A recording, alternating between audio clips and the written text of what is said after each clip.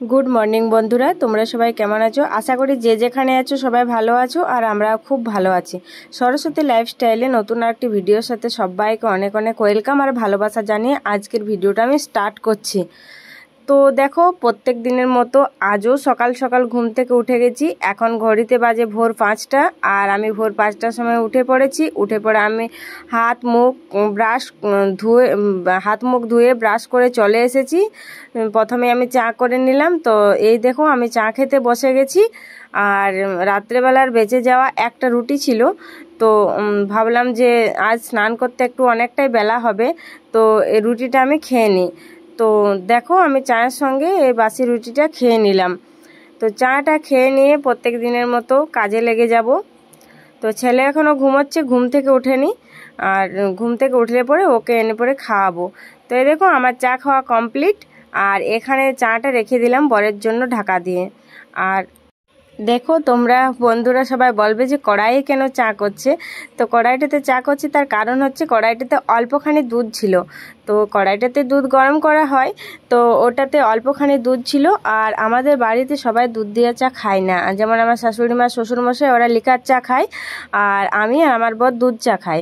তো সেই জন্য আর সসপ্যানটাতে দুধ ঢেলে আর করলাম না, বলে ওটা ধুতে হবে। তো লাল চা করে খাবে ওরা, তো থাক, আমি কড়াইটাতে অল্পখানি দুধ আছে, তো সেইটাই চাটা করে খেয়ে নিই। তো কড়াইয়ের মধ্যে চা করে খেয়ে নিয়েছি, ঢাকা দিয়ে রেখে দিয়েছি। তারপর আমি যথারীতি কাজে লেগে গেছি। তো দেখো, ওপর থেকে ঝাড় দিয়ে আমি নিচে চলে এসেছি। আর ছেলে যেহেতু ঘুমোচ্ছে, তাই তাড়াতাড়ি ভাবছি যে যতটা তাড়াতাড়ি করা যায়, ও ঘুম থেকে ওঠার আগে ততটা তাড়াতাড়ি আমি কাজগুলো সেরে নিই। কারণ উঠলে পরে তো আর স্থির থাকবে না, কাজ করব, সেখানে গিয়ে জল লাড়বে না, নয়তো আবার বিরক্ত করবে, এটা ছুবো ওটা ছুবো ওটা ফাবড়াবো, মানে এতটা দুষ্টু করে যে মানে ওকে নিয়ে এত সমস্যা। মানে একটুখানি যদি চোখের আড়াল হয় তো বড় বড় কাজ করে নেই, বড় বড় বিপদ করে নেই।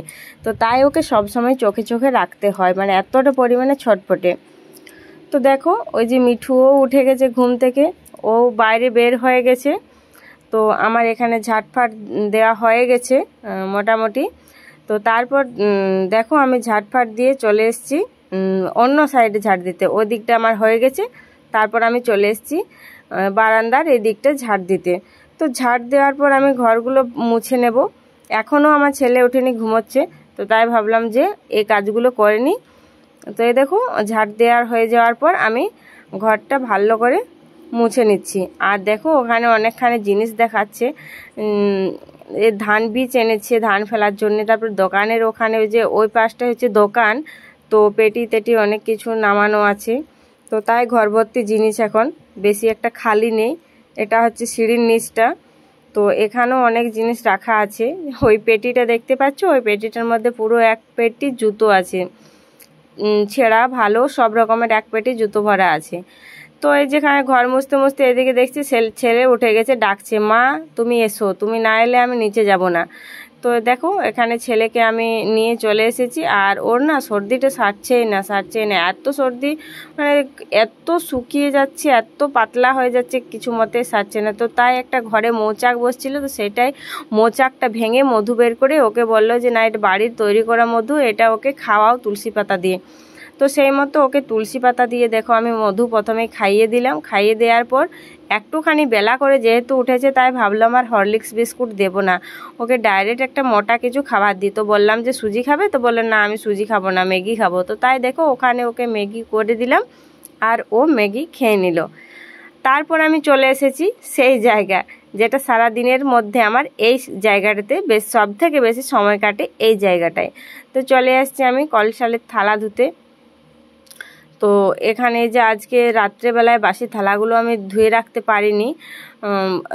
আমার ছেলে অনেক ছটপট করছিল, বদমাইশ করছিল, ঘুমোয়নি। তার জন্য আমি ভাবলাম যে না থাক, ওর এখন স্কুল ছুটি, তো সকালেই ধুয়ে নেবো। স্কুল থাকলে আর কি আনতে যেতে হয় আর হয়, তার জন্য তাড়াতাড়ির মধ্যে রাত্রেবেলায় ধুয়ে রাখতে হয়। তো যেহেতু দেখলাম যে স্কুল ছুটি ওর, তাই ভাবলাম অতটা চাপ নেই, তো সকালেই ধোবো। আর ওর বাবাও দেখলাম যে বাজার যাবে না, তো ওকে নিয়ে থাকবে।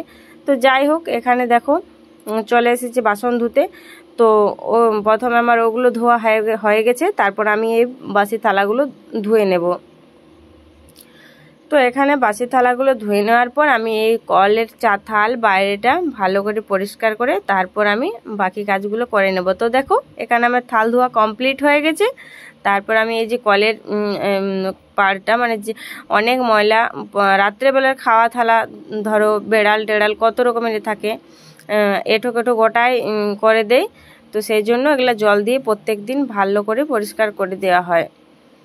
আর আমার ছেলে তো ঘরটায় ঘুরে বেড়ায়, এঁঠো এরকম জায়গা তো কোথাও অপরিষ্কার অপরিচ্ছন্ন রাখাই যাবে না, যেহেতু গোটায় পা দেয়, জামা প্যান্ট বসেও দেয় কখনো।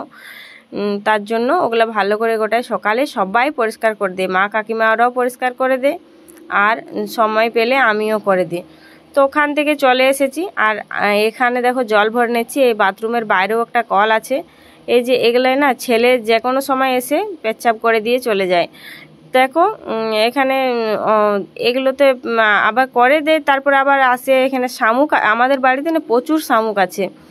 তো এগুলোতে শামুক টামুক হয়তো কাকু ওরা যেদিন দেখে সেদিন শামুক টামুক মেরে দেয়, তো সেগুলো দেখতে আসে। তো হিসি করে দেয়, যেহেতু এগুলো পা দিয়ে দিয়ে দেখে, তো সেগুলো ভালো লাগে না। আবার কোন সময় পা দেবে দেখতে, যদি না পায় তারপরে যে পালঙ্গে উঠবে। তো সেই জন্য এগুলো প্রত্যেক দিন সকালে যে যখন পারে জল দিয়ে দেয়। তো আমি দেখো জল দিয়ে দিলাম, আজকে ফাঁকা ছিলাম তো তাই জল দিয়ে দিলাম, সেই সময়টাতে আর কি ফাঁকা ছিলাম। তারপর এখানে চলে এলাম, দেখছি ছেলের স্কুল যেহেতু ছুটি আছে, ব্যাগটা প্রচণ্ড ময়লা করেছে, ময়লাও করেছে, আবার কলমে এত এঁকেছে পুরো ব্যাগটাকে ভর্তি করে দিয়েছে। তো তারপর ভাবলাম যে আজকে ব্যাগটা কেচে দিই। আর তো বেশি দিন ছুটি নেই, 1 সপ্তাহ দিয়েছিল, তো ওর স্কুল খুলবে। তো দেখো ওখানে ওর ব্যাগটা আমি ভালো পরিষ্কার করে কেচে দিলাম। আর স্পাইডারম্যান ব্যাগ, স্পাইডারম্যানের ছবি থাকা চাই জামাতে, জুতোতে, ব্যাগে, যেই করবে মানে স্পাইডারম্যানের ছবি থাকা চাই। সেই জন্য খুঁজে খুঁজে ওকে একটা স্পাইডারম্যানের ব্যাগ এনে দিয়েছে। তো তারপর দেখো ব্যাগটা কাচানোর পর আমি কি করেছি না, জামা কাপড়গুলো অনেকগুলো ভিজিয়েছিলাম, তো সেগুলো আমি কেচে নিচ্ছি। তো ওখানে জামা কাপড় কেচে